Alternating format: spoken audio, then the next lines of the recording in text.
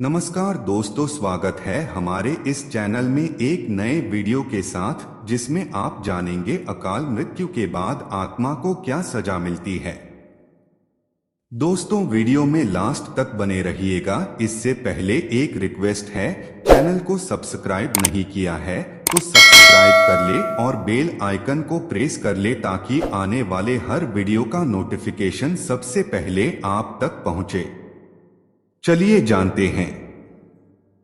मित्रों, जैसा कि हम सभी जानते हैं कि गरुड़ पुराण में मनुष्य के जन्म और मृत्यु का रहस्य बताया गया है। गरुड़ पुराण में बताया गया है कि मृत्यु ही काल यानी समय है और जब मृत्यु का समय निकट आता है तब जीव आत्मा से प्राण और देह का वियोग हो जाता है। हर एक मनुष्य के जन्म और मृत्यु का समय निश्चित होता है, जिसे पूरा करने के बाद ही मनुष्य को मोक्ष की प्राप्ति होती है। परंतु यहाँ यह सवाल उठता है कि अगर किसी मनुष्य की अकाल मृत्यु हो जाती है तब उस जीव आत्मा का क्या होता है और अकाल मृत्यु किसे कहा जाता है। आज हम लोग इसके बारे में जानेंगे, जिसका वर्णन गरुड़ पुराण में किया गया है। दोस्तों, गरुड़ पुराण में बताया गया है कि मनुष्य के जीवन का 7 चक्र निश्चित है और यदि कोई मनुष्य इस चक्र को पूरा नहीं करता है, अर्थात जो अकाल मृत्यु को प्राप्त हो जाता है, उसे मृत्यु के बाद भी कई प्रकार के कष्ट भोगने पड़ते हैं। परंतु सबसे पहले यह जानना आवश्यक है कि अकाल मृत्यु क्या होती है, अर्थात किस तरह की मृत्यु को गरुड़ पुराण में अकाल मृत्यु की श्रेणी में रखा गया है। अकाल मृत्यु क्या है और किसे कहते हैं? गरुड़ पुराण के सिंहावलोकन अध्याय में बताया गया है कि यदि कोई प्राणी भूख से पीड़ित होकर मर जाता है या हिंसक प्राणी द्वारा मारा जाता है या फिर गले में फांसी का फंदा लगाने से जिसकी मृत्यु हो जाती है, अथवा विष, अग्नि आदि से मृत्यु को प्राप्त हो जाता है या जिसकी मृत्यु जल में डूबने से हो जाती है या जो सर्प के काटने से मर जाता है या फिर किसी दुर्घटना का शिकार हो जाता है या फिर आत्महत्या करता है, वह व्यक्ति अकाल मृत्यु को प्राप्त हो जाता है।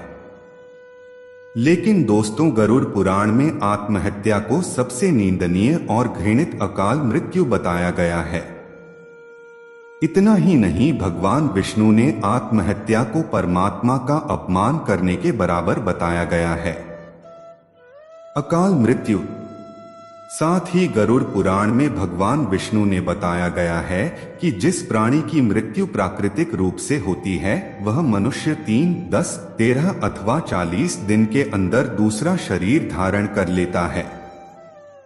किंतु जो व्यक्ति आत्महत्या जैसी घृणित अपराध करता है, उस प्राणी की आत्मा पृथ्वी लोक पर तब तक भटकते रहता है जब तक उसका समय काल परमात्मा द्वारा तय किया निश्चित समय पूर्ण न हो।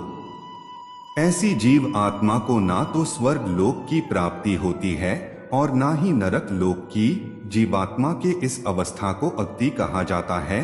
इसलिए गरुड़ पुराण में बताया गया है कि आत्महत्या करने वाले आत्मा अकाल मृत्यु को प्राप्त होने वाले सभी आत्माओं में से सबसे कष्टदायक अवस्था में पहुंच जाते हैं। अकाल मृत्यु को प्राप्त करने वाली आत्मा अपनी तमाम इच्छाओं जैसे भूख, प्यास, संभोग, सुख, राग, क्रोध, दोष, लोभ, वासना आदि की पूर्ति के लिए अंधकार में तब तक भटकते रहता है जब तक कि उसका परमात्मा द्वारा निर्धारित जीवन चक्र पूरा नहीं हो जाता। अकाल मृत्यु क्यों होती है? किसी भी प्राणी के अकाल मृत्यु क्यों होती है, तो मैं आपको यह भी बता दूं कि इस सवाल का भी वर्णन गरुड़ पुराण में किया गया है। प्राचीन काल से ही वेद का ये कथन है कि मनुष्य 100 वर्षों तक जीवित रह सकता है, किंतु जो व्यक्ति निंदित कर्म करता है वे शीघ्र ही विनष्ट हो जाता है।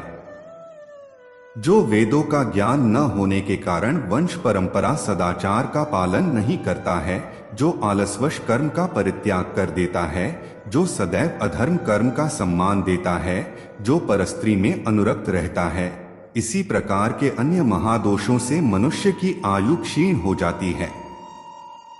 श्रद्धाहीन, अपवित्र, नास्तिक, मंगल का परित्याग करने वाले, परद्रोही, असत्यवादी ब्राह्मण की मृत्यु अकाल में ही यमलोक ले जाती है। जो अपने कर्मों का परित्याग तथा जितने मुख्य आचरण है उनका परित्याग करता है और दूसरे के कर्म में निरंतर रहता है, वह निश्चित ही अकाल मृत्यु को प्राप्त करता है। और जो शूद्र द्विज सेवा के बिना अन्य कर्म करता है वह भी निश्चित समय से पहले यमलोक जाता है। अकाल मृत्यु के बाद कौन सी आत्मा किस योनि में भटकती रहती है? गरुड़ पुराण में बताया गया है कि जो पुरुष अकाल मृत्यु को प्राप्त करता है तो वे भूत, प्रेत, पिचास, कुष्मंडा, ब्रह्म राक्षस, क्षेत्रपाल या बेताल योनि में भटकते रहता है। जबकि कोई स्त्री अकाल मृत्यु को प्राप्त करता है तो वह भी इसी तरह की योनि में भटकती रहती है, लेकिन उसे अलग अलग नामों से जाना जाता है। जैसे कि कोई नवयुवती स्त्री अकाल मृत्यु को प्राप्त होता है तो वह चुड़ैल बन जाती है, वही जब किसी कुमारी कन्या के अकाल मृत्यु हो जाती है तो उसे देवीय योनि में भटकना पड़ता है। वैसे तो दुर्घटना, रोग, भूख, किसी भी प्रकार के अकाल मृत्यु को रोकना हम इंसानों के तो बस में नहीं है, लेकिन आत्महत्या को हम रोकने की कोशिश कर सकते हैं।